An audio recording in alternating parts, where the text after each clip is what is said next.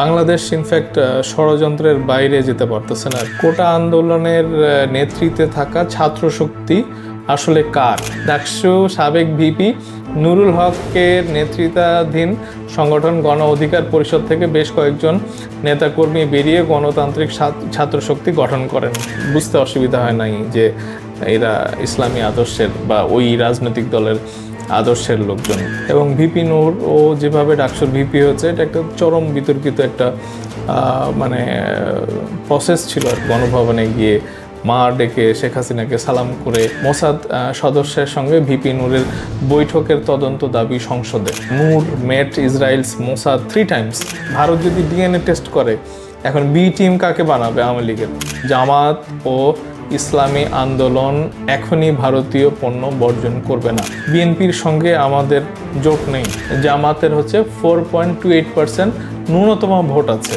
ইসলামী ঐক্য জোট, মানে যেখানে ইসলামী ওই চরমনের পীর সাহেবের দল এর মধ্যে আছে। টাইটেলটা এরকম তারা দিয়েছিল যে ইসলামী ঐক্য জোট, যারা জোট ভাঙা করায় ওস্তাদ। আসসালামু আলাইকুম বন্ধুরা, কেমন আছেন? আমি এনাম আবারও হাজির হয়েছি। তো বাংলাদেশ ইনফ্যাক্ট ষড়যন্ত্রের বাইরে যেতে পারতেছে না আর কি। তো আমরা বরাবরই আসলে একটু কনস্পাইরেসির গন্ধ পাই আর কি। তো এটা আসলে ষড়যন্ত্র তত্ত্ব বাংলাদেশকে চারদিক দিয়ে ঘিরে রেখেছে ভারত, এবং ভারতের রাহু মুক্ত আমরা কতটুকু হতে পারছি এটাও একটা দেখার বিষয়। মানে দীর্ঘ 15 বছর একটা পুতুল সরকার বসিয়ে রেখেছিল এবং শেখ হাসিনা পালিয়ে গেছে বাংলাদেশকে ফেলে, কিন্তু তার যে উচ্ছিষ্টগুলো আছে, তো তারা কতটুকু মানে সরবে এবং গোপনে বাংলাদেশকে অস্থিতিশীল করতে চাচ্ছে, তো সেটা তো আমরা প্রমাণ পেয়েছি। সেই সুপ্রিম কোর্টের কনস্পাইরেসি, তারপরে হিন্দু কার্ড, তারপর আনসারের ব্যাপারগুলি। এবং দেখেন তাদের তো বিভিন্ন প্রশাসনের বিভিন্ন কর্নারে কর্নারে তাদের লোকজন আছে। তো এই ষড়যন্ত্র তত্ত্ব থাকবেই, এবং এটা থেকে আমরা কতটুকু সেফ থাকতে পারবো। তো অনেকে বলতেছেন যে ডক্টর ইউনূস স্বাধীনভাবে সিদ্ধান্ত নিতে পারছেন কিনা, তো এইগুলোই কিন্তু বিষয়। তো আজকের এই ভিডিওতে আমি আপনাদের এই সমস্ত কিছুই বলবো, সাথে সমন্বয়কারী নূর, জামাত, এদের কানেকশনস যদি কিছু আমরা খুঁজে পাই সেটা একটু খোঁজার চেষ্টা করব। এবং ইসলামী দল জামাত এবং ইসলামী ঐক্য জোট কেন আসলে ভোটে যেতে চাচ্ছে না, এটাও একটা ইন্টারেস্টিং বিষয়। এবং ওরা সবাই কেন বিদেশি শক্তির বলে যেতে পারে, এরকম একটা আশঙ্কাও আছে। এবং তারেক রহমানের, আমাদের জানি যে আমরা বিএনপির তারেক রহমান সাহেব, উনি বিএনপিটাকে পরিচালনা করেন লন্ডন থেকে, এবং ওনার হিসাবে বিএনপি আগামী তো বিরোধী দল, এখনও উনি বিরোধী দল হিসাবে দেখতেছেন। এবং কেন বিএনপি আবার বিরোধী দল সামনের দিনগুলোতেও থাকতেছে, এটাও একটু দেখার চেষ্টা করব। তো সাথে থাকেন বন্ধুরা। আপনাদের ছোট করে যদি আমি বলি যে হলি আর্টিজানের যেই মানে দুর্ধর্ষ যেই কি বলে জঙ্গি যে মানে আক্রমণটা হয়েছিল, এবং প্রচুর দেশি বিদেশি মানুষকে হত্যা করা হয়েছিল, তো এইটার আসলে বেনিফিশিয়ারিটা কে? হ্যাঁ, এটার একটা মানে সুফল, মানে এই ঘটনা বা দুর্ঘটনার তো একটা মানে বেনিফিশিয়ারি আছে। তো এই বেনিফিশিয়ারিটাকে আবার আমরা যদি বাংলা ভাইয়ের যে উত্থানটা দেখেছিলাম বিএনপি আমলে, এবং সারা দেশে একই সাথে যে বোমাবাজিটা, এটার বেনিফিশিয়ারি, মানে এই ঘটনা তো একটা চরম একটা মানে দুর্ঘটনা বলা যায় বাংলাদেশের ইতিহাসে। তো এটা থেকে আসলে কে এটাকে ক্যাপিটালাইজ করেছিল ওই সময়। এবং এই যে দুই জায়গাতেই আমরা দেখেছিলাম যে জঙ্গি তকমা দেওয়াটা, এবং জঙ্গি তকমা দিয়ে তো আসলে বিরোধী দল বিএনপি জামাত বা যারা ছিল তারা তো নিশ্চয়ই উপকৃত হয় নাই। তাদেরকে সন্দেহ করা হয়েছে, তাদের উপর মার পড়েছে, তাদেরকে জেলে পাঠানো হয়েছে। এবং সাথে সাথে আমরা দেখেছি যে একটা পরাশক্তি ঠিক না, আমাদের প্রতিবেশী রাষ্ট্র হচ্ছে ভারত। তাদের মিডিয়াগুলিতে তাদের সরকারের তরফ থেকে বাংলাদেশকে একটা অলমোস্ট জঙ্গি রাষ্ট্রের মতো ঘোষণা করা হয়েছে, এখনও তাই। এই জেএমবি, বাংলা ভাই এবং এমন সব নাম বলে তারা তাদের মিডিয়াতে, এগুলো আমরা জানিও না। তো তারা মানে বিভিন্ন ফোরামে বলার চেষ্টা করেছে যে তাদের একটা সিকিউরিটি কনসার্ন, বাংলাদেশে জঙ্গির উত্থান হয়েছে। তো এটাকে তারা ক্যাশ করেছে আর কি। তো বাংলা ভাইকে যারা পরিচালনা করেছিল, বা ওই যে হলি আর্টিজানের যারা নাকি হামলা করেছিল, আমরা দেখেছি যে ওখানে একটা হোয়াটসঅ্যাপে যে ডক্টর জাকির নায়েকের ভিডিও দেখেছে, সেটার কারণে ডক্টর জাকির নায়েককে ভারত ছাড়া করেছিল তারা। এবং পিস টিভি শেখ হাসিনা বাংলাদেশ থেকে মানে আমরা দেখতে পাইনি।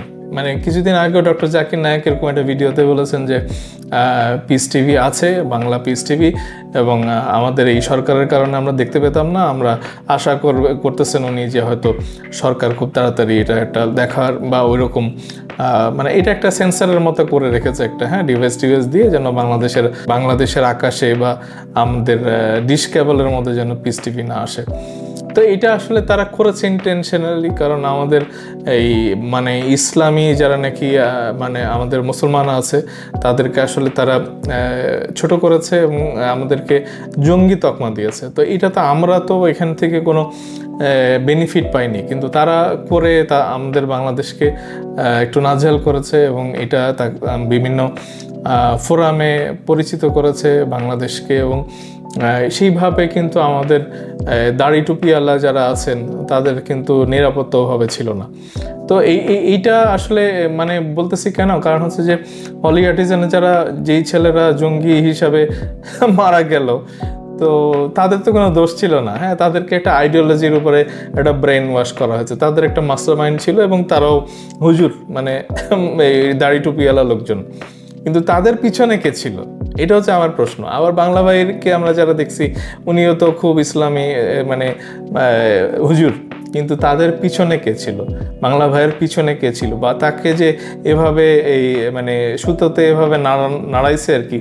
তো এটা তো নিশ্চয়ই আমরা ধারণা করতে পারি যে বহির্বিশ্বের একটা কানেকশান, যারা এটাকে এনক্যাশ করেছে, যারা এটাকে বেনিফিটেড হয়েছে আর কি, এই জঙ্গি তকমাটা লাগাতে পেরেছে, ডক্টর নায়েককে ইন্ডিয়া ছাড়া করতে পারছে, তারাই এটার মধ্যে জড়িত ছিল। Simple equation. তো দেখেন এইটা আসলে সাধারণ মানুষরা, আমরা বাংলাদেশি মানুষরাই কিন্তু এই বোকা হচ্ছি বারবার। তো আমাদের এই সামনে এই মুহূর্তে কারা কারা বোকা হচ্ছে এটা একটু দেখবো, এবং এখানে অনেকে মানে নিজের অজান্তে বোকা হয়ে যায়, আবার অনেকে ইচ্ছা করে এগুলি করে আর কি, হ্যাঁ, তারা কোনো একটা রাষ্ট্রের গোয়েন্দাদের এজেন্ট হিসাবে কাজ করে।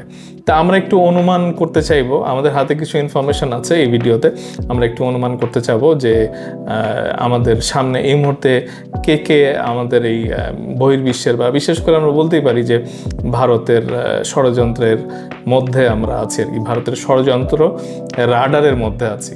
তো আমরা এই ভিডিওটা একটু বড় হলেও সাথে থাকেন। তো আমি ওই 52 নিউজে আছি আর কি, হ্যাঁ। তো এখানে একটা নিউজ আপনাদেরকে দেখাই, 30 জুলাই 2024 এটা একটা নিউজ আসছে। কোটা আন্দোলনের নেতৃত্বে থাকা ছাত্র শক্তি আসলে কার? তো একটু নিউজটা আমরা পড়ি, হ্যাঁ। এখানে দেখেন এই ছবির মধ্যে আমরা এই গণতান্ত্রিক ছাত্র শক্তি এরকম একটা ব্যানারের সামনে এদের 5 জনকে দেখতে পাচ্ছি আর কি। এখানে নাহিদ আছে, আসিফ আছে, আবার মেয়েটাও আছে আর কি। তো দেখেন আমরা পড়ি, কোটা সংস্কার আন্দোলনের নেতৃত্ব দিচ্ছে আসলে গণতান্ত্রিক ছাত্র শক্তি। এই ছাত্র সংগঠনের একাধিক নেতা কোটা সংস্কার আন্দোলনের সমন্বয়কের ভূমিকা পালন করছে এবং এই আন্দোলনের কলকাঠি তারাই নাড়াচ্ছে। কোটা সংস্কার আন্দোলন পরিচালনায় নেতৃত্ব দেওয়া প্ল্যাটফর্ম বৈষম্য বিরোধী ছাত্র আন্দোলনকে নির্দলীয় দাবি করা হলেও এর নেতৃত্বে রয়েছে একাধিক ছাত্র সংগঠনের শীর্ষ নেতা। সমন্বয়কদের নামের তালিকায় প্রথম 10 জনের মধ্যে 5 জনই গণতান্ত্রিক ছাত্র শক্তির গুরুত্বপূর্ণ নেতা। এই সংগঠনের নেতারাই আন্দোলনের নীতি নির্ধারণে গুরুত্বপূর্ণ ভূমিকা পালন করছে। বাহ, এটা হচ্ছে যে আগের নিউজ তো 30 জুলাই। তো তার মানে আমরা ওই নিউজগুলা মানে আন্দোলন যখন শুরু হয়ে গেছে মোটামুটি একটা পর্যায়ে আসছে তখনই কিন্তু এই নিউজটা আসছে। উল্লেখ্য যে 5 জন গণতান্ত্রিক ছাত্র শক্তির শীর্ষ পর্যায়ের নেতা তারা হলেন গণতান্ত্রিক ছাত্র শক্তির কেন্দ্রীয় সদস্য সচিব নাহিদ ইসলাম, এবং এইগুলা তো বলা হচ্ছে ঢাকা বিশ্ববিদ্যালয় কমিটির আহ্বায়ক আসিফ মাহমুদ, যুগ্ম আহ্বায়ক আব্দুল কাদের এবং সদস্য সচিব আবু বকের মজুমদার, যুগ্ম সচিব সদস্য সচিব আব্দুল হান্নান মাসুদ। ডাকসু ভিপি নুরুল হক, এই যে দেখেন ডাকসু সাবেক ভিপি নুরুল হকের নেতৃত্বাধীন সংগঠন গণ অধিকার পরিষদ থেকে বেশ কয়েকজন নেতাকর্মী বেরিয়ে গণতান্ত্রিক ছাত্র শক্তি গঠন করেন। তাহলে এটা আমরা একটা পয়েন্ট পেলাম আর কি, হ্যাঁ। গত বছরের অর্থাৎ 2023 সালের 4 অক্টোবর ঢাকা বিশ্ববিদ্যালয়ে ডাকসু ভবনের সামনে সম্মেলন করে এই সংগঠনের যাত্রা শুরু করে। প্রশ্ন উঠেছে, গণতান্ত্রিক ছাত্র শক্তি আসলে কার? এটা আমাদেরও প্রশ্ন। অনুসন্ধান করে দেখা গেছে গণতান্ত্রিক ছাত্র শক্তি আসলে জামাতে ইসলাম এবং ইসলামী ছাত্র সংগঠনেরই একটি শাখারূপ। দেখছেন, বাংলাদেশ যখন কমিউনিস্ট আন্দোলন নিষিদ্ধ হয়েছিল তখন যেমন ন্যাপের ব্যানারে কমিউনিস্টরা জড়ো হতেন, ছাত্র ইউনিয়নের পাশাপাশি ছাত্র সমিতি করে কমিউনিস্ট লেভেল ঘোচানোর চেষ্টা করা হতো, ঠিক তেমনইভাবে এই সময় জামাতে ইসলামী ছাত্র শিবিরের বাইরে গণতান্ত্রিক ছাত্র শক্তিকে বিকশিত করতে চাইছে। তো ঢাকা বিশ্ববিদ্যালয়ের ভিসি জামাতের ঘরানার আদর্শের লোক হইলে আপনার আমার সমস্যা কোথায়? সূত্রের অনুসন্ধানে দেখা গেছে নুরুল হক নূর কোটা আন্দোলন শুরু করেন তখন জামাতে ইসলামীর সঙ্গে তার ঘনিষ্ঠ সম্পর্ক ছিল। জামাতের অর্থায়নে প্রথমবারের মতো 2018 সালের কোটা আন্দোলন সংগঠিত হয়। মানে এটার আসলে মানে সত্য মিথ্যা আমরা যাচাই করতে চাচ্ছি না, কিন্তু এটা তো অনেকেই বলে আর কি। হ্যাঁ, তো এটার সত্যি মিথ্যা জানি না, বাট এটা অনেকেই বলেন। এ সময় নূরের সাথে জামাতের সম্পর্কের কথা ছিল ওপেন সিক্রেট, কিন্তু নূর উচ্চাভিলাষী, তিনি বেশি দিন জামাতের সঙ্গে থাকেননি। বিশেষ করে ডাকসু ভিপি নির্বাচিত হওয়ার পর তিনি জামাতের সঙ্গে আস্তে আস্তে সম্পর্ক কমিয়ে ফেলতে শুরু করেন। এই সময় নূর তার নতুন রাজনৈতিক পরিকল্পনা বাস্তবায়ন করতে শুরু করেন এবং ডাকসুর পদ ছেড়ে দেওয়ার পর তিনি নতুন একটি রাজনৈতিক দল গঠন করেন, যেখানে তিনি শাহ এএমএস কিবরিয়ার পুত্র রেজা কিবরিয়াকে আহ্বায়ক করেছিলেন। কিন্তু সেই রাজনৈতিক দলটাকে নিয়ে যখন নূর জামায়াতের মুঠো থেকে বেরিয়ে যায় তখনই গণতান্ত্রিক ছাত্র শক্তির পরিকল্পনা নেয় জামাত ইসলাম। হ্যাঁ, তো এটা একটা ইন্টারেস্টিং ব্যাপার। জামাত ইসলাম জানে যে ইসলামী ছাত্র শিবির নামটি নিয়ে অনেকের অ্যালার্জি রয়েছে। বিভিন্ন শিক্ষা প্রতিষ্ঠানগুলোতে ইসলামী ছাত্র শিবিরের ব্যাপারে স্পষ্ট নেতিবাচক মনোভাব রয়েছে এবং তাদেরকে প্রতিহত করার ব্যাপারে মুক্তিযুদ্ধের সকল পক্ষের একটি সুস্পষ্ট অবস্থান রয়েছে। ঠিক এই কারণেই তারা গণতান্ত্রিক ছাত্র শক্তি প্রতিষ্ঠা করে। গণতান্ত্রিক ছাত্র শক্তি কোটা আন্দোলন সহ ছাত্র সমাজের বিভিন্ন ইস্যু ভিত্তিক আন্দোলন করবে, কিন্তু তারা আসলে মূলত জামাতের লক্ষ্য এবং উদ্দেশ্য বাস্তবায়ন করবে। দেখছেন, গণতান্ত্রিক ছাত্র শক্তি আসলে জামাতের একটি অঘোষিত উইং, যারা শিক্ষা প্রতিষ্ঠানগুলো একটি অবস্থান তৈরি করবে এবং যে অবস্থানের উপর ভিত্তি করে ছাত্র শিবির এবং জামাত তাদের আদর্শ ও নীতি বাস্তবায়নের চেষ্টা করবে। তো দেখলাম তো এটা আমরা 30শে জুলাই, এবং দেখেন এই ছবির মধ্যে মানে একটা সিম্বলিক ব্যাপার কি, যে আমরা পাঁচ জনের চেহারা দেখতেছি এখানে। এর মধ্যে মেয়েটা আছে এবং 4 জনেরই ওই ইসলামী যেই লুক যেটা আর কি। হ্যাঁ, আমাদের মানে একটা মুসলিম একটা চরিত্রের যেরকম দাড়ি, তারপরে গেট আপ থাকে, প্রত্যেকেরই দাড়ি আছে মুখে, এবং এই সিম্বলটা দেখে মানে বুঝতে অসুবিধা হয় নাই যে এরা ইসলামী আদর্শের বা ওই রাজনৈতিক দলের আদর্শের লোকজন। নাহিদের ব্যাপারটা, এবং আমি আসলে এখানে ওরকম চ্যালেঞ্জ করার তো কিছু না, এটা একটা আমার অনুমান নির্ভর। তা আমি যদি ভুলও বলে থাকি আপনারা ক্ষমা করবেন। তো বন্ধুরা, ওই নূরের ব্যাপারে মানে যেটা আমরা জানি আর কি, যে ভিপি যখন হয়েছিল আমরা ওই তার ইলেকশনটা, ওখানে কিন্তু ওই ছাত্র দলের কোনো মানে রাস্তাতে নামার কোনো সুযোগ ছিল না, এবং ভিপি নূর ও যেভাবে ডাকসুর ভিপি হয়েছে এটা একটা চরম বিতর্কিত একটা মানে প্রসেস ছিল আর কি। কারণ ওখানে ডাকসু যে নির্বাচনটা হয়েছিল এই সরকার মানে শেখ হাসিনার সরকারের মানে অধীনে, তো ওটাও একটা একটা মানে কি বলে করাপশন হয়েছিল।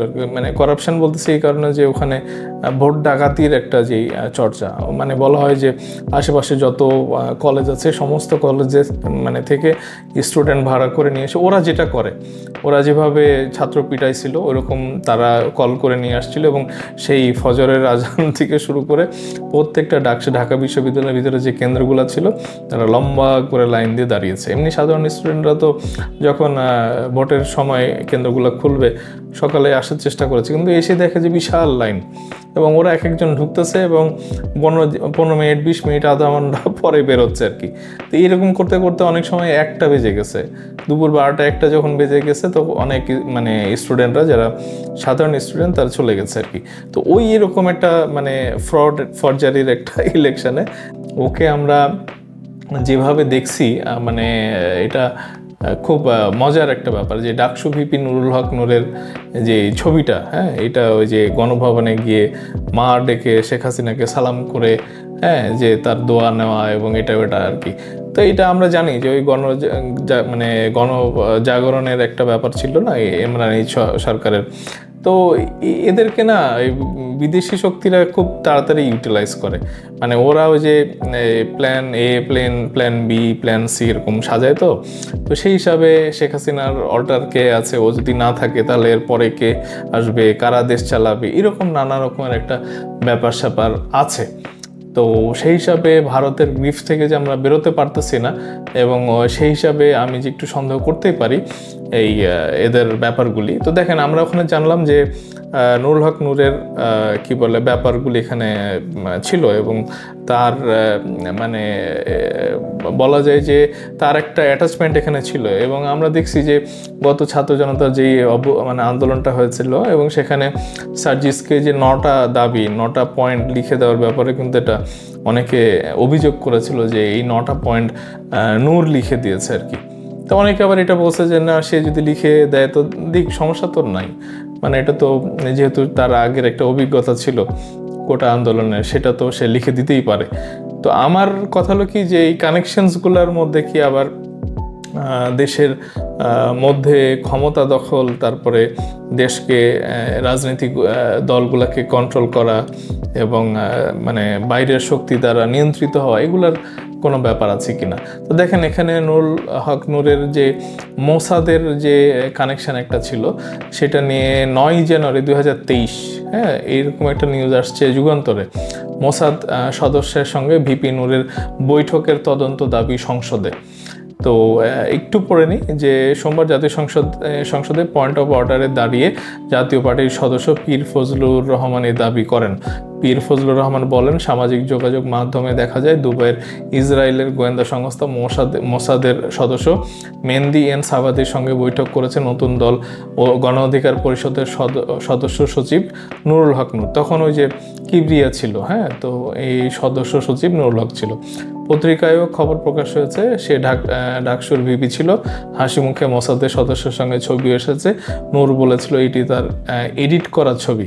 পরে অভিজ্ঞ ফটোগ্রাফারদের দিয়ে সেটা দেখানো হয়, তখন দেখা যায় যে সেটি এডিট করা নয়, এটা অরিজিনাল ছবি। আবার এখন সামাজিক যোগাযোগ মাধ্যমে দেখছি সে বলছে আমি কথা বলেছি, তাই কি হয়েছে? আমি কি কারোর সঙ্গে কথা বলতে পারি না? আমি কারোর সঙ্গে বৈঠক করতে গেলে সরকারের অনুমতি নিতে হবে কেন? এটা পত্রিকায়ও হয়তো আসবে। তিনি বলেন, ইসরায়েলের সঙ্গে আমাদের কোনো কূটনৈতিক সম্পর্ক নেই। আমরা এই সংসদে ফিলিস্তিন নারী শিশু হত্যার বিরুদ্ধে, তো এগুলা মানে আসছে আর কি। হ্যাঁ, তো তারপরে উনি বলতেছে আমি স্বরাষ্ট্রমন্ত্রীকে বলবো এ বিষয়ে তদন্ত হওয়া দরকার, তদন্ত করে সংসদে 300 বিধিতে আমি স্বরাষ্ট্রমন্ত্রীর বিবৃতি দাবি করছি। তো এইখানে কিন্তু আমরা ওই যে মোসাদের একটা সাথে তার সম্পর্কের একটা ব্যাপার দেখি, এবং সে যে মানে ভারতের ইয়ের সাথেও যোগাযোগ করেছে আর কি। তো সেটার ব্যাপারেও কিন্তু আমরা আমাদের ফারুক, হ্যাঁ, তো সে বলতেছে, তো দেখেন এই নুরুল হক নূর যে মানে সরকারের গোপন এজেন্ট, অভিযোগ ফারুকের। তো এটা ফারুক বলেছে, এরকম একটা নিউজ আছে 12 জুলাই 2023। তো এখানে একটু পড়ে নিই, খণ্ডিত মানে এটা তখন সেপারেট হয়ে গেছে, ওই তারেক এবং ফারুকেরা চলে আসছে আলাদা হয়ে। তো সে বলে যে খণ্ডিত গণ অধিকার পরিষদের একাংশের নেতা ফারুক হাসান বলেছেন সরকার নুরুল হক নূরকে এমপি বানানোর লোভ দেখিয়েছে, এবং এটা আমরা জানি যে নূর নিজেও বলছে যে স্বরাষ্ট্রমন্ত্রী তাকে ডেকে নিয়ে গিয়ে কত টাকা দিতে চাইছিল এইসব, এই যে রিসেন্টলি যে আটক করলো আর কি। এবং দেখেন নুরুল হক নূরকে এত কিছু আসছে, কিন্তু কখনো কিন্তু আমরা তাকে বন্দী হইতে দেখিনি। তো এইটা একটা খুব ইন্টারেস্টিং ব্যাপার যে রাষ্ট্রের এত নিপীড়নের যারা নাকি যন্ত্র ছিল তারা খুঁজে খুঁজে খালি বিএনপিকেই অ্যারেস্ট করতো, এবং মাঝে মাঝে আমরা জামাতের লোকজনকেও দেখতাম।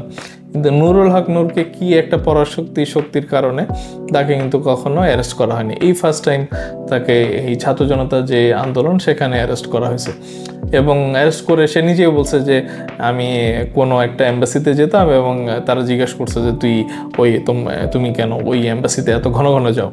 তো এখানে দেখেন যে ফারুক বলছে সরকার নুরুল হক নূরকে এমপি বানানোর লোভ দেখিয়েছে। এই নূর ভারতের গোয়েন্দা সংস্থার সাথে দেখা করেন, ইসরায়েলের গোয়েন্দাদের সঙ্গে গোপন আতাত করেন, নূর সহ কিছু নেতা সরকারের গোপন এজেন্ট।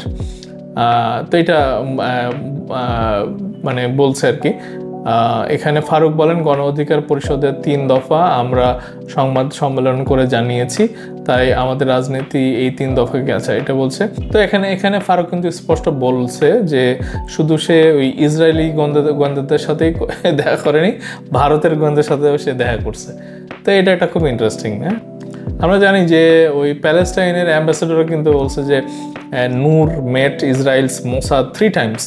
তো ভাই মানে বিশ্বের সেরা মানে কনস্পিরেসির গোয়েন্দা হচ্ছে মোসাদ, এবং মোসাদের সাথে নূরের কি কাজ? মানে আমরা তো একটা মানে দেশদ্রোহীর একটা লিমিট আছে, তো এখন এটা সর্বোচ্চ লেভেলে দেশদ্রোহীর কাজ না। এই জিনিসগুলো যদি আমাদের চোখের সামনে আসে এবং আমরা কিভাবে এগুলো ভুলে যাই। এক সময় ভিপি নূরের আঙ্গুল ভেঙে গেছিল আর কি, তো সেইটা আবার কলকাতার মানে মিডিয়াও প্রচার করে।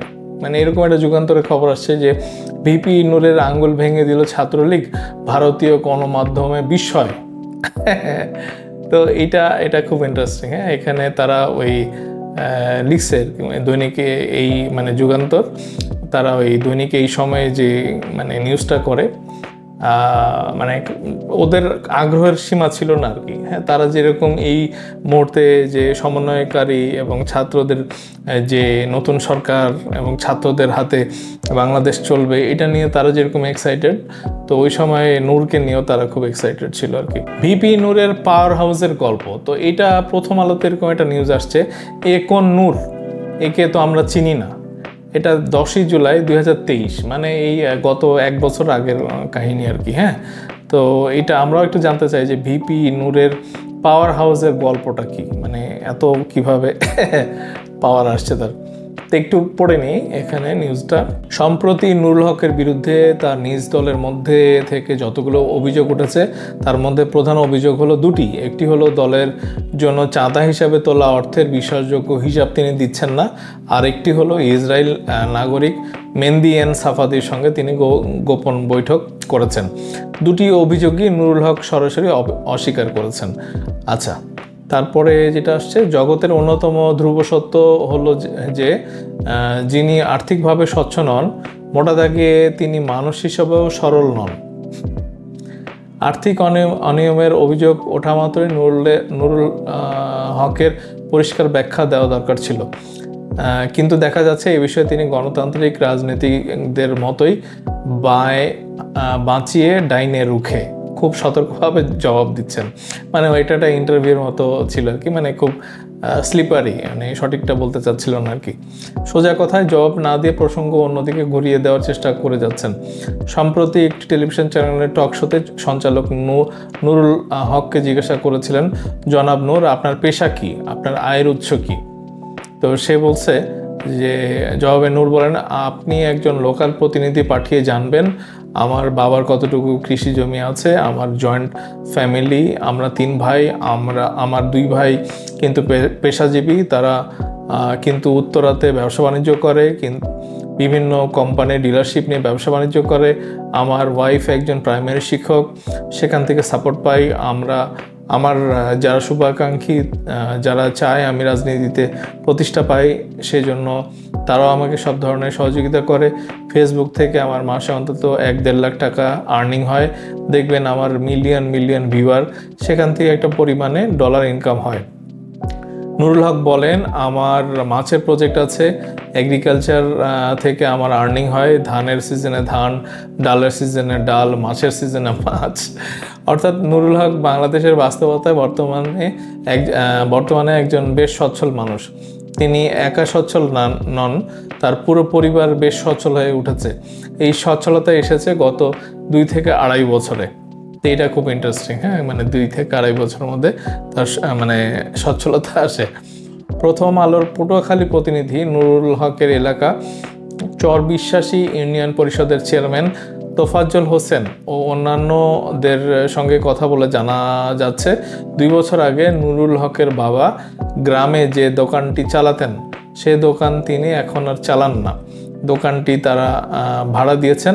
নূর যখন ডাকসুর ভিপি হন তখন তাদের মাটির মেঝের টিনের ঘর ছিল, এখন সেখানে একটি বিল্ডিং উঠেছে।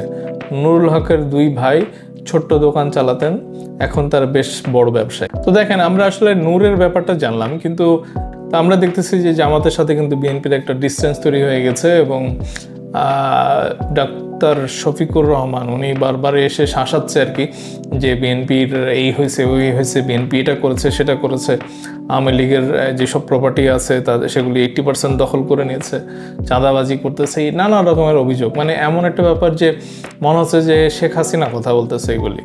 তো এটা খুব একটা ভাবিয়ে তুলেছে, অনেকেই এটা নিয়ে চিন্তিত যে ডাক্তার শফিকুর রহমান এরকম কনফারেন্স করে জলসা করে মঞ্চে উঠে এরকম বিএনপি বিরোধী এরকম হয়ে গেলেন কেন, এবং জামাতে ইসলামের অন্যান্য যারা আছেন তারাও একই সুরে কথা বলতেছেন। তো এটা আমি একটু চেষ্টা করলাম যে জামাত এবং বিশেষ করে চরমনাইয়ের পীর উনিও হুঙ্কার দিচ্ছেন যে ফখরুল সাহেব কেন মৌলবাদী বললেন, এই সেই। আমি জানি না যে মৌলবাদী বলছেন কিনা, আর মৌলবাদী হইলে তো সমস্যা নাই, হ্যাঁ, তারা তো একই টেবিলে বসে এইসব আন্দোলনের প্ল্যান প্রোগ্রাম করেছিলেন এক সময়। তো এটা তো একটা বন্ধুত্ব সুলভ মানে সম্বোধনও হইতে পারে আর কি, হ্যাঁ। তো আমি যদি দুষ্টামি করে ওকে একটা বকাও দিই, উনি কি মঞ্চে উঠে একেবারে শাহবাগের মতো এলাকায়।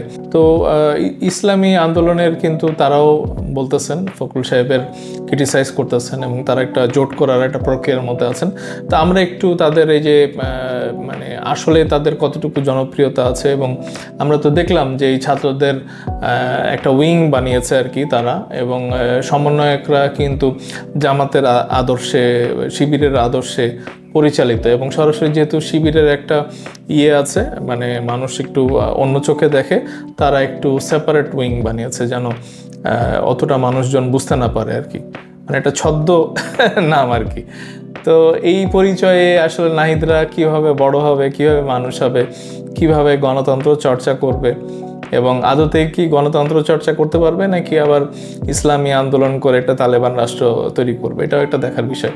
তো দেখেন, আমি ডক্টর শফিকুর রহমানের ব্যাপারে একটু আপনাদেরকে বলি যে উনি একজন চিকিৎসক এবং জামাতে ইসলামের আমির। তো উনি 2016 সালের অক্টোবর থেকে 2019 সালের নভেম্বর পর্যন্ত বাংলাদেশের জামাতে ইসলামের সেক্রেটারি জেনারেল হিসাবে ছিলেন, এবং 2019 সালের 12 নভেম্বর তিনি জামাতে ইসলামের আমির হন। তো এখানে বড় যে পার্টটা আছে সেটা হচ্ছে যে অনেকে আপনারা জানেন যে শফিকুর রহমান ছাত্র অবস্থায় 1973 সালে জাসদ ছাত্রলীগের মাধ্যমে রাজনৈতিক জীবন শুরু করেন। তো এইটা হচ্ছে যে মোস্ট ইম্পর্টেন্ট একটা বিষয়, যে ওনার একেবারে জীবনের বিগিনিংটা কিন্তু হয় কোথায়, ছাত্রলীগের জাসদের। যদিও ওইটা মানে মূল যে মানে রক্ষী বাহিনী, তো রক্ষী বাহিনী ছিল না, এটা সব মুজিব বাহিনী ছিল, এবং তারা 2টা পার্ট হয়, ওই রক্ষী বাহিনী এবং ওটাকে এটা কাউন্টার করার জন্য জাসদ ছাত্রলীগ এরকম হয় আর কি। তো ওইটা আবার একটু সমাজতান্ত্রিক মানে কনসেপ্ট। তো ওনার ব্যক্তিগত জীবনটা এভাবেই, মানে শুরুটা এভাবেই হয়েছিল, এবং জাসদ আওয়ামী লীগের ছাত্রলীগের উনি আদর্শের থেকে উনি এখানে পরে 1977 সালে উনি মানে 73 থেকে 77 সাল পর্যন্ত 4 বছর কিন্তু উনি আওয়ামী ঘরানার মধ্যে ছিল আর কি। তো এইটা 75-এর 15ই আগস্টের পট পরিবর্তনের পরেও উনি 77 সালে ইসলামী ছাত্র শিবিরে যোগদান করে আর কি। তো এটা খুব ইন্টারেস্টিং পার্ট, এবং আমরা জানি যে নুরুল হক নূরের মানে স্টার্টিংটাও ছাত্রলীগ ছিল, সার্জিসের স্টার্টিংটাও ওই যে হলে সিট পাওয়ার ব্যাপারগুলি আমরা জানি যে মানে ছাত্রলীগের সাদ্দাম হোসেনের সাদ্দাম আলীর রিফারেন্সে উনি হলে সিট পায়। তো এগুলো কেন জানি সব মিলে ঝুলে এক হয়েছে আর কি। এবং দেখেন ডিএনএ টেস্ট করে, তো মানে ভারত যদি ডিএনএ টেস্ট করে, এখন বি টিম কাকে বানাবে আওয়ামী লীগের, যাদের ওই আমির মানে সূত্র আছে, জন্মসূত্রের মানে বিগিনিংটা তাদেরকে মানে পড়ায় টড়ায় ট্রেনিং দিয়ে তাদেরকে মগজ ধোলাই করে ছেড়ে দেওয়া হয় অন্য একটা জায়গাতে। তো নুরুল হক নূর যেমন আওয়ামী লীগ ছিল, পরে ডাকসুর এটা ছেড়ে আবার গণ অধিকার বানাইছে আর কি। তো সে তো একেবারে ঘোর ভারত বিরোধী। তো এটা করে তো আসলে লাভ নাই। মানে আমরা যদি কাউকে ড্রামা প্লে করতে বলি, তো সে কি বলতেছে মঞ্চে ওঠে সেটা তো বিষয় না, কিন্তু তার রক্তের মধ্যে কি আছে সেটা হচ্ছে আসল বিষয়। তো তাদের এই ব্লাডের মধ্যে ভাই এই ইন্ডিয়া পজিটিভ আছে আর কি। তো এইটা হচ্ছে যে কেন বললাম, কারণ হচ্ছে যে এরকম একটা নিউজ আসছে, যখন পিনাকিদা মানে ভারতীয় পণ্য বর্জনের এরকম একটা ডাক দিয়েছিলেন আর কি জানুয়ারিতে, 7ই জানুয়ারির যেই নির্বাচন নাম যদি ভুল না করে থাকি তারপর, এবং বাংলা আউটলুক এখানে তারা 21শে জানুয়ারিতে একটা নিউজ দিয়েছে, এবং সেখানে বলা হচ্ছে যে জামাত ও ইসলামী আন্দোলন এখনই ভারতীয় পণ্য বর্জন করবে না। তো ইসলামী আন্দোলন আমরা জানি যে এটা চরমনাই পীর সাহেবের আর কি। তো এদের কিন্তু ওই যে একটা ভারতের ভালোবাসা আছে আর কি, মানে ভারতের ভালোবাসার দিকে এরা বেরোতে পারতেছিল না আর কি। তো একটু পড়ি, জামাতে ইসলামী বরাবরই ভারতী বিরোধী দল হিসাবে পরিচিত হলেও সাম্প্রতিক রাজনীতিতে বেশ পরিবর্তন এসেছে। দেখছেন, মানে ভারত প্রীতি আসছে আর কি। সামাজিক যোগাযোগ মাধ্যমে শুরু হওয়া ভারতীয় পণ্য বর্জন আন্দোলনের সঙ্গে আপাতত থাকছে না দলটি। একই অবস্থা ইসলামী আন্দোলনেরও। বিভিন্ন ব্যক্তির পক্ষ থেকে ভারতীয় পণ্য বর্জনের ডাকের সঙ্গে একমত নয় জামাত ইসলামী ও ইসলামী আন্দোলন। এ ধরনের ঘোষণার সঙ্গে একাত্মতা প্রকাশ না করা বিষয়ে তাদের পক্ষ থেকে বিভিন্ন যুক্তি তুলে ধরা হয়। জানতে চাইলে জামাতের নায়েবে আমির ডক্টর সৈয়দ আবদুল্লাহ মোহাম্মদ তাহের বাংলা আউটলুককে বলেন, এ ধরনের কোনো সিদ্ধান্ত বা ঘোষণার আগে এর বিভিন্ন দিক নিয়ে চিন্তা ভাবনা করতে হয়। জামাত ইসলামের কোনো পর্যায়ে থেকে এখন পর্যন্ত এমন কোনো প্রস্তাবও আসেনি। তা আর প্রস্তাব পেলেও হুট করে এত বড় একটি ঘোষণা দেওয়ার আগে আমরা দলের সব পর্যায়ে আলোচনা করব। তিনি আরও বলেন, আমরা মনে করি প্রতিবেশী রাষ্ট্র হিসেবে ভারত বাংলাদেশের মানুষের যৌক্তিক আকাঙ্ক্ষার প্রতি সম্মান প্রদর্শন করবে, আমাদের স্বাধীনতা সার্বভৌমত্বকে সম্মান দেখাবে, আমাদের গণতন্ত্র ও মানবাধিকার রক্ষায়ও ভারতের ন্যায়ভিত্তিক ভূমিকা আমরা প্রত্যাশা করি। জামাতের নায়েবে ভারপ্রাপ্ত আমির আরও বলেন, এই ধরনের সিদ্ধান্তের সঙ্গে দক্ষিণ এশিয়ার আঞ্চলিক সম্প্রীতি, ভূ রাজনীতি এবং বাংলাদেশের অর্থনীতিরও সম্পর্ক রয়েছে।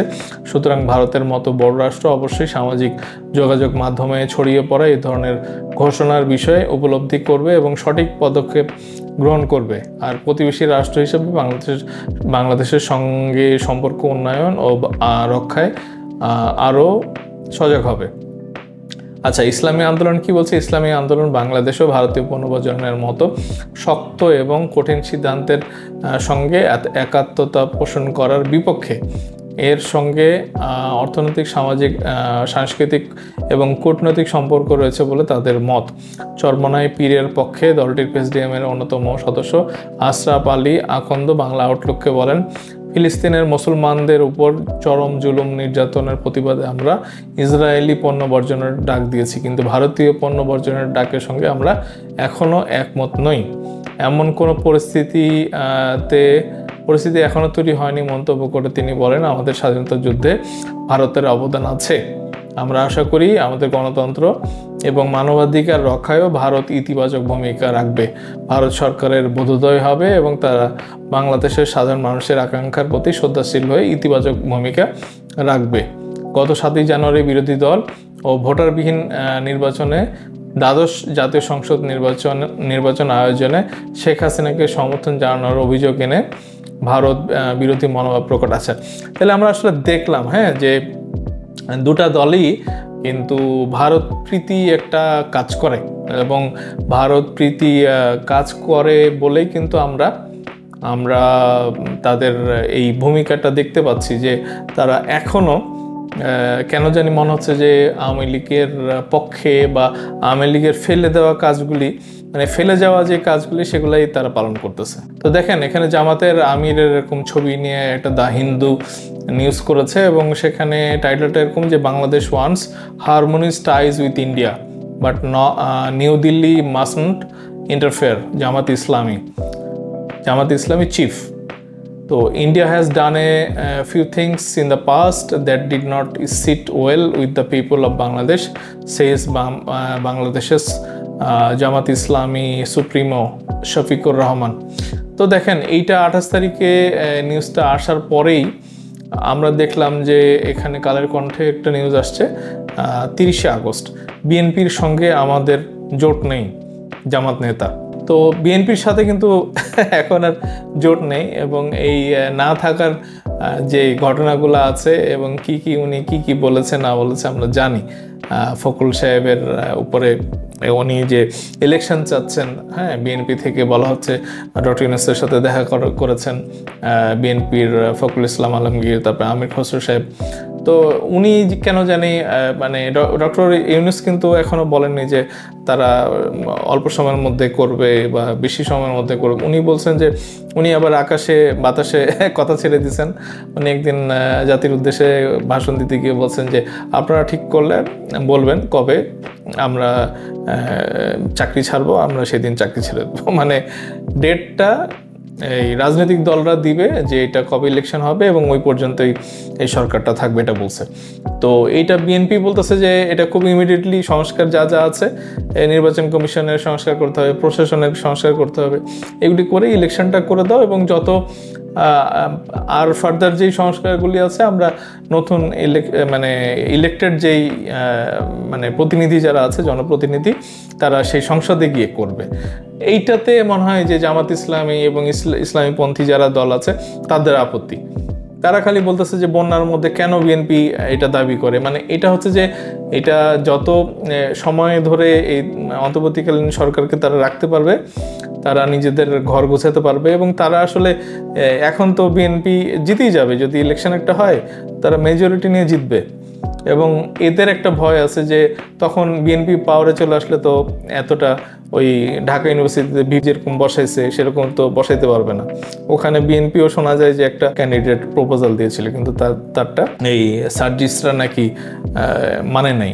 তো এইগুলা যে তারা যে এই সমন্বয়কদের মানে ঘাড়ে বন্দুক নিয়ে যে ফাঁকা ফায়ার করতেছে এবং কাঁঠাল রেখে মানে কাঁঠালটা রেখে খাচ্ছে, এটা তো আসলে মানে এটা তো আসলে মজা। মানে ব্যাপারটা এরকম যে তারা যেই সংগঠনটা বানিয়েছিল তারাই ছাত্র সমন্বয়ক, তাদের মাধ্যম দিয়েই মানে একটা অর্গানিক ওয়েতেই আমরা ধরে নিচ্ছি যে এই আন্দোলনটা হয়েছে এবং ছাত্ররা জনতা রাস্তায় নেমেছে এবং শেখ হাসিনাকে আমাদের দেশ থেকে চলে যেতে হয়েছে। কিন্তু এটার মানে বেনিফিটটা কিন্তু আসলে জামাতই নিচ্ছে আর কি, জামাত ইসলামী। তো এইটা কাকতালীয়ভাবে হয়ে গেলেও তারা হয়তো এই জিনিসটা ভাবে নেই, কিন্তু ওয়ান্স যখন ঘটে গেছে এবং ক্যাবিনেটের মধ্যে যেহেতু নাহিদ আছে, আসিফ আছে এবং বাইরে সার্জিস, হাসনাত আবদুল্লাহ এবং অন্যান্যরা আছে তাদের নিজস্ব প্রতিনিধি, তারা এই কারণে অনেক সেফ ফিল করতেছে। এটা যদি চেঞ্জ হয়ে যায়, বিএনপি যদি পাওয়ারে চলে আসে, তারা তো নিশ্চয়ই এগুলি রাখবে না। এইটা হচ্ছে যে তাদের ভয়। এবং আদতে যদি এটা তো একটা কোয়ালিশন করে তার ইলেকশন করতে পারবে না এবং ফাইনালি ওরা জামাত ইসলামী কয়টা ভোট পায় এটাও একটা ব্যাপার আছে। যদিও এখনও অনেকে বলতেছে যে আওয়ামী লীগের যারা আছে তারাও জামাত ইসলামীকে ভোট দিবে। তো এটা একটু আমরা দেখি যে তারা আসলে ভোট টোট পেয়ে কত কি করতে পারে আর কি। হ্যাঁ, তো এখানে দেখেন আমার কাছে একটা পোর্টাল আছে amarmp.com। তো সেখানে একটা পরিসংখ্যান আছে আর কি। তো এই পরিসংখ্যানটা আমরা একটু দেখি, জামাতের অবস্থাটা দেখি এবার। ওখানে এই ডাটাগুলি আছে 91 থেকে একবারে 2008 সাল পর্যন্ত জামাতের আপডেটেড মানে যেই ভোটটা হয়েছে তারা কতটুকু কি পেয়েছে এটা দেখাচ্ছে আর কি। 1991 সালের নির্বাচনে কাস্ট হওয়া মোট ভোটের 12.13% পায় তারা। আচ্ছা, মানে 12.13% পেয়েছিল হচ্ছে 91 সালে। আসন পায় 18টি, বাহ ভালো।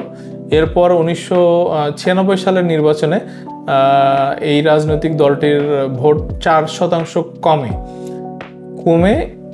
8.61% দাঁড়ায়, মানে পপুলারিটি কমতেছে আর কি। হ্যাঁ, জামাতের ভোটের যে পার্সেন্টেজটা কমতেছে। সেবার তারা আসন পায় মাত্র 3টি, এটা হচ্ছে 96 সালে। 2001 সালের নির্বাচনে আরও 4% কমে তাদের ভোট দাঁড়ায় 4.28%। মানে বুঝছেন, মানে কোথায় 12%, 12.13% ছিল হচ্ছে 91, আবার 96 ছিল 8.61%, আর 2001 হলো 4.28%। তো মানে প্রায় 3 ভাগ কমে গেছে আর কি। 2001 সালে মোট ভোট কম পেলেও জোটের কল্যাণে সে বছর তারা 17টি আসনে বিজয়ী হয়। তো দেখছেন এখানে ওই যে আপনার কোয়ালিশন ছিল বোধহয় বিএনপির সাথে। এরপর 2008 সালের নির্বাচনে কাস্ট হওয়া মোট ভোটের 4.70% পেলেও আসন পায় মাত্র 2টি। তো এটা একটু আবার সামান্য কিছু বেড়েছে, কিন্তু 4.70 এটা হচ্ছে 2008 সালে। এই সরল পরিসংখ্যান থেকে এটা সহজে বোঝা যাচ্ছে যে বাংলাদেশে বিএনপির 30.81%, জামাতের হচ্ছে 4.28% ন্যূনতম ভোট আছে। যেহেতু যা জামাত তাই বিএনপি এই 35.09% ভোট বিএনপির বাক্সে পড়বেই, মানে ব্যাপারটা এরকম। আর আমরা দেখি যে কোনো পরিস্থিতিতে আওয়ামী লীগের ন্যূনতম ভোট হচ্ছে 30.08%। তা আমরা আসলে দেখলাম। এবং এর বাইরে যদি আমরা দেখি আরও একটা মজার ইন্টারেস্টিং ফিগার, একটা মানে কম্পারেটিভ, মানে জামাত ইসলামীর আসলে টোটাল ভোটার মানে সংখ্যাটা কত ছিল, কতগুলি ভোট পাইছিল। 91 সালের যদি আমি চিত্র দেখি, তো দেখেন এখানে বিএনপির হচ্ছে প্রায় 1 কোটি, আর আমি এত ন্যারেটিভ এগুলো দেখতেছি না। হ্যাঁ, 30.81% ভোট পেয়েছিল, এবং জামাত ইসলামী পেয়েছিল হচ্ছে 41 লাখ।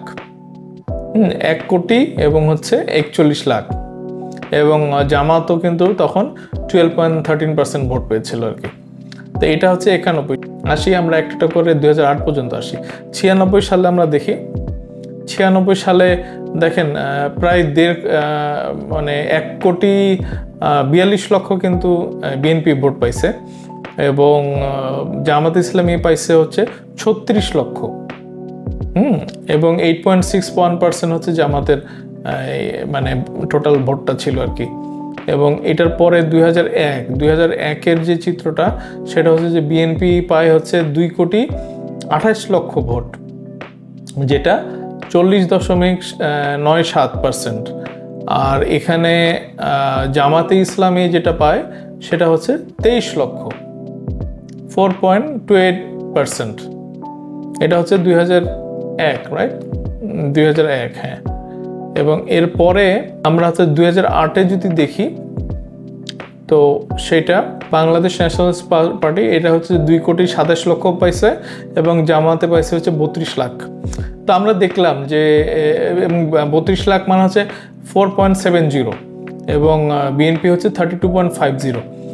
তো আমরা এই তথ্যগুলা থেকে আসলে আমরা একটু বুঝতে চাইলাম যে তাদের মানে ইনফ্যাক্ট ইয়েটা কীরকম, মানে ভোট ব্যাংকটা কীরকম। এবং দেখেন এখানে আমাদের চরমনায়ের পীর সাহেব কিন্তু উনি অনেক লম্বা চড়া বক্তৃতা দেয় ইদানিং, জোট টোট করতেছে। তো তারা আবার জোট বানায়, ইলেকশন করে আর কি। তো দ্য বিজনেস স্ট্যান্ডার্ড বাংলা, এটা 4 ডিসেম্বর 2023 এরকম একটা নিউজ আসছে যে ইসলামী ঐক্য জোট, মানে যেখানে ইসলামী ওই চরমনায়ের পীর সাহেবের দল এর মধ্যে আছে। টাইটেলটা এরকম তারা দিয়েছিল যে ইসলামী ঐক্য জোট, যারা জোট ভাঙা গড়ায় ওস্তাদ। তো দেখেন এখানে একটু পড়ি আমরা। হ্যাঁ, প্রথমবারের মতো 1991 সালে জাতীয় সংসদ নির্বাচনে অংশ নিয়েছিল ইসলামী ঐক্যজোট। সেবার 51টি আসনে প্রতিদ্বন্দ্বিতা করলেও মাত্র 1টি আসনে জয় পেয়েছিল জোটটি। নির্বাচনে জোটের পক্ষে মোট ভোট পড়েছিল 2,69,000-এর বেশি। তো এই হয়েছে যে তাদের অবস্থা। হ্যাঁ, মানে এইগুলো এত মাইনর দল, মানে এত ছোট, কিন্তু ভাষণ দেয় মনে হচ্ছে একদম পৃথিবীটা ওদের। জামাতে ইসলামীরা ধরেন 32 লাখ ভোট, যে কি অবস্থা তাদের। হ্যাঁ, মনে হচ্ছে যে বাংলাদেশ দখল করে নিচ্ছে এরা। জোটের নির্বাচনী প্রতীক ছিল মিনার। 1990 সালের ডিসেম্বর 6টি ইসলামী দলের সমন্বয়ে এই জোট গঠিত হয়। আচ্ছা দেখি 6টা না 7টা। এরপর 1996 সালে জাতীয় নির্বাচনে জোটটি 166 আসনে প্রতিদ্বন্দ্বিতা করে। মানে 300টা সিটে ক্যান্ডিডেট দেওয়ার মতো লোক নাই এদের। এবারও মাত্র একটি আসনে জয় পায় জোটটি। তবে আগের বারের চেয়ে জোটটির ভোট বেড়ে গিয়ে দাঁড়ায় 4,61,000। মানে কিছু ইসলামী ভোট টোট পাইছে আর কি। তো এরা হচ্ছে যে বাংলাদেশের করবে কি জানি, মৌলবাদী রাষ্ট্র বানাবে। ওই যে গতকালকে ভাষণে দেখলাম যে পীর সাহেব উনি দাঁড়ায় বলতেছে, হ্যাঁ ফখরুল সাহেব আপনি মৌলবাদী বলছেন, হ্যাঁ আমরা ইসলামী মৌলবাদী রাষ্ট্র বানাবো। তো দেখেন কি অবস্থা, এ হচ্ছে তাদের ভোট ব্যাংক। কিন্তু 2001 সালে জাতীয় সংসদ নির্বাচনের আগে নেতাদের মধ্যে মতাদর্শিক দ্বন্দ্বের কারণে জোটের মধ্যে বিভক্তি হয়। মুফতি আমিনের নেতৃত্বে একটি দল জোটের প্রতীক নিয়ে বিএনপির 4 দলীয় ঐক্য জোটে যোগ দেয়, অন্য দলটি যোগ দেয় আওয়ামী লীগের সঙ্গে। এই নির্বাচনে ঐক্য জোটের সদস্যরা 4টি আসনে জয়লাভ করে।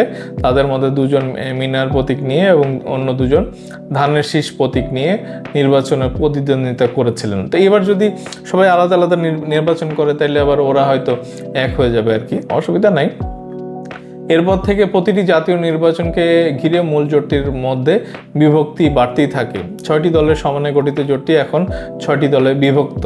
জোটের এই 2 দলগুলি ছিল খেলাফত মজলিস, খেলাফত আন্দোলন, নিজামী ইসলাম পার্টি, নাম শুনে নেই, ইসলামী শাসনতন্ত্র আন্দোলন, বর্তমানে ইসলামী আন্দোলন, জমিয়তে উলামায়ে ইসলাম এবং ফরায়েজি আন্দোলন। 2008 সালের মুফতি আমিনের নেতৃত্বে ইসলামী ঐক্যজোট আবার বিএনপির পক্ষ নিয়ে নির্বাচনে অংশ নেয় এবং মাত্র 4টি আসনে প্রতিদ্বন্দ্বিতা করে। নির্বাচনে জোটের প্রার্থীরা মোট 1,08,415টি ভোট লাভ করেছিল। সাফল্য ধরা না দিলেও 2012 সালে দলটি বিএনপির 20 দলীয় জোটে যোগ দেয়। দলটি বিএনপি এবং অন্যান্য বিরোধী দলগুলোর মতে 2014 সালে জাতীয় নির্বাচন বয়কট করেছিল। 2016 সালের জানুয়ারিতে ইসলামী ঐক্যজোটের মধ্যে আবারও ভাঙন তৈরি হয়। দলকে শক্তিশালী করার লক্ষ্যে তৎকালীন চেয়ারম্যান প্রয়াত আব্দুল লতিফ নিজামী বিএনপি নেতৃত্বে 20 দলীয় জোট ত্যাগ করেন। তো এগুলি আমরা আসলে বুঝলাম, কিন্তু তাদের ওইরকম কিন্তু স্ট্রেংথ নাই ইসলামী ঐক্যজোটের। তো এখন আমার আসলে বক্তব্যই একটাই যে তারা যেহেতু ভারতের পণ্য বয়কটের প্রতি তাদের সাড়া আমরা দেখিনি, এবং এই জামাতের আমির সাহেব তাদের পূর্ব ইতিহাস বলে যে তারা ওই আওয়ামী ঘরানার আর কি, ইসলামী ঐক্যজোটের মানে ইসলামী আন্দোলনের পীর সাহেবের ওখানে যে মেয়র, বরিশালের মেয়র নির্বাচনে আওয়ামী লীগ তাদের উপরে মানে হামলা করাতে ওনারা আওয়ামী লীগের বিপক্ষে কথা বলা শুরু করেছিলেন। এটার বাইরে কিন্তু আমরা দেখেছি যে সারা জীবন তারা আওয়ামী ঘরানার মধ্যেই ছিল আর কি। এবং সেই হিসাবে জামাতে ইসলামীকেও আমরা বিভিন্ন সময় দেখেছি যে শেখ হাসিনার সাথে তাদের যে আগের গোলাম আজম ছিল বা নিজামী ছিল, তো তখন কিন্তু মানে গোলাম আজমের সাথে একসাথে বসে তারা আন্দোলনও করছে আর কি, তত্ত্বাবধায়ক সরকারের আন্দোলন করেছে। তো এই সখ্যতা আওয়ামী লীগের সাথে তাদের যে এই চরমনায়ের পীর সাহেবের যে অ্যাটাচমেন্ট, তারপরে হচ্ছে যে কি বল জামাতে ইসলামের যে বিভিন্ন সময় অ্যাটাচমেন্ট, আমাদের হেফাজতে ইসলামী তো আরও অনন্য মানে উদাহরণ আর কি। হেফাজতে ইসলামীর মতিঝিলে যেই হত্যাকাণ্ড হয়, তারপরে তেঁতুল হুজুরের কাছে গিয়ে শেখ হাসিনা যেরকম কথাবার্তা বলেছে এবং তেঁতুল হুজুর যেরকমভাবে ওই হেফাজতকে কন্ট্রোল করেছে, মানে আমরা দেখিনি যে মামলা করেছে কিনা বা আওয়ামী লীগের এগেনস্টে কোনো রকমের কঠিন শব্দ তারা ব্যবহার করেছে কিনা, একেবারে ঠান্ডা। এবং ওই সময় আমরা দেখছি যে তারা টাকা দিয়ে তাদেরকে ভয়ভীতি দেখিয়ে তাদেরকে ঠান্ডা করে দেওয়া হচ্ছে।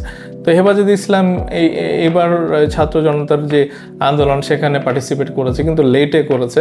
তো আমি জানি না যে তেঁতুল হুজুর ওনাকে আমরা তেঁতুল হুজুর বলতে স্বাচ্ছন্দ্য বোধ করি, তো আপনারা মাইন্ড করবেন না। তো তেঁতুল হুজুর মারা যাওয়ার পরে কিন্তু হেফাজতের আসলে ওরকমভাবে মানে খুব মিডিয়াতে আসতে আমরা দেখিনি। উনি শাহ আহমেদ শফি, উনি কিন্তু হেফাজতে ইসলাম বাংলাদেশের ফাউন্ডার আর কি। তো ওনার সাথে কিন্তু শেখ হাসিনার ট্রেমেন্ডাস ভালো সম্পর্ক ছিল, এবং আমরা হেফাজতে মানে শেখ হাসিনা কি জাদুমন্ত্র দিল, তারপরে কিন্তু হেফাজতে ইসলামকে আমরা জাগতে দেখিনি। তো দেখেন, আওয়ামী লীগের সাথে হেফাজতে ইসলাম, তারপরে ইসলামী আন্দোলন, চরমনায়ের পীর, তারপর জামাতে ইসলামেরও বিভিন্ন সময় ছিল। তো এটাকে আমরা আসলে যদি ভারতের যদি মানে একটা প্ল্যান থাকে, মানে আওয়ামী লীগের রিপ্লেসমেন্ট করা হবে, তো এটা আমরা আওয়ামী লীগের বি টিম বলতেই পারি না আমরা বি টিম বলতে, এবং তাদেরই উইং হচ্ছে যে এই সমন্বয়কারীরা। এবং আমরা দেখলাম যে সেই মানে ছাত্র সমন্বয় যে মানে ছাত্র জনতার যে আন্দোলন, তার আগে কিন্তু এটা মানে ছাত্র শক্তি, তারা এই মানে 10 জন যে টপ লিডারের মধ্যে কিন্তু 5 জনই জামাতে ইসলামী বা ওই যে এই এরকম আদর্শের বা নূরের এইসব লোকজন আর কি। তো নূরও যেহেতু তাদের এই জামাত ইসলামের একটা আদর্শের মধ্যে জড়িত ছিল, তো আমরা নূর এবং নূরের দেশি বিদেশি যে মানে প্ল্যানিংয়ের মানে যোগাযোগের একটা ভিত্তি আছে। এবং দেখেন জামাতে ইসলামীরও কিন্তু এদের মাঝখানে একটা কানেক্টিভিটি আছে। তো আমরা ওই নূর, জামাতে ইসলামী এবং এদের একটা কিন্তু টোটাল একটা কানেকশন আমরা দেখতে পাই। এবং এদের পিছনে যারা আছে তারা ইনফ্যাক্ট ইসরায়েল মোসাদও থাকতে পারে এবং ভারতও থাকতে পারে। তো বন্ধুরা, আমার আসলে মানে আপনাদেরকে এগুলি একটু আপডেটেড ইনফরমেশনগুলি দেওয়ার চেষ্টা করলাম, এবং যেসব জিনিস অতীতের কিছু হিস্ট্রি আছে এগুলিও একটু তুলে ধরলাম। আশা করি যে আপনারা একটু বোঝার চেষ্টা করবেন, এবং এগুলি সমস্ত কিছু দিয়ে একটা রিকোয়েস্ট করব যে আপনারা বায়াসড হবেন না। এবং আসলে এগুলি দিয়ে আপনাদেরকে আমি বায়াস করতে চাচ্ছি না, এবং আমার যে মূল বক্তব্য সেটা হচ্ছে যে বাংলাদেশের যে বর্তমানের যে অবস্থা, এবং এখান থেকে আসলে বিদেশি শক্তির বলের বাইরে কেউ কিন্তু যেতে পারতেছে না আর কি। এবং সেটা আসলে বাংলাদেশের ভবিষ্যতের জন্য কতটা নিরাপদ সেটা কিন্তু একটু টেনশনের বিষয়। এবং দেখেন তারেক রহমান সাহেব বিএনপির উনি পরিচালনা করতেছেন, লন্ডন থেকে ইনস্ট্রাকশন দিচ্ছেন, একেবারে জুমে কথা বলতেছেন অনলাইনে বিভিন্ন নেতাকর্মীর সাথে। বলা হচ্ছে যে অনেকে চাঁদাবাজি বা এটা ওটা করতেছে। হ্যাঁ, তো এগুলি সত্যি মিথ্যা আসলে মানে আমরা দেখতেছি আর কি। তো ষড়যন্ত্র হচ্ছে এই দলটাকে নিয়ে তাদের রেপুটেশন খারাপ করার জন্য। তো তারেক রহমান কিন্তু বলতেছেন যে আমরা এখনও বিরোধী দল আছি, এবং সামনেও আমাদেরকে থাকতে হতে পারে। তো এই বিএনপির মানে আগামী দিনের এবং বর্তমানের যে কার্যক্রম, সেটার মাধ্যমে জনগণের আশা আকাঙ্ক্ষা প্রতিফলিত হবে, এটাই চাই। এবং তারা আগে যেভাবে একটা গণতান্ত্রিক দল হিসাবে বাংলাদেশে বিভিন্ন দুঃসময়ে কাজ করেছে, দীর্ঘ 15 বছর যারা যেভাবে এই দলটা লড়াই করেছে, আমরা মানে একটা গণতন্ত্র প্রতিষ্ঠার জন্য এই দলটাকে একটা সংগ্রামী ভূমিকায় পালন করতে দেখব। এবং প্রত্যেকটা সাধারণ যে নেতাকর্মী যারা আছেন তারা সবাই এটার ব্যাপারে মনোযোগ দিবেন, এবং আশা করব যে বাংলাদেশ আর বিপথে চলবে না আর কি। এবং এটাকে সঠিকভাবে গাইড করার জন্য এই দলটা একেবারে তার সর্বোচ্চ দিয়ে চেষ্টা করে যাবে আর কি। বন্ধুরা, এখনকার মতো এইটুকুই, খুব তাড়াতাড়ি দেখা হচ্ছে। ধন্যবাদ সবাইকে, আসসালামু আলাইকুম।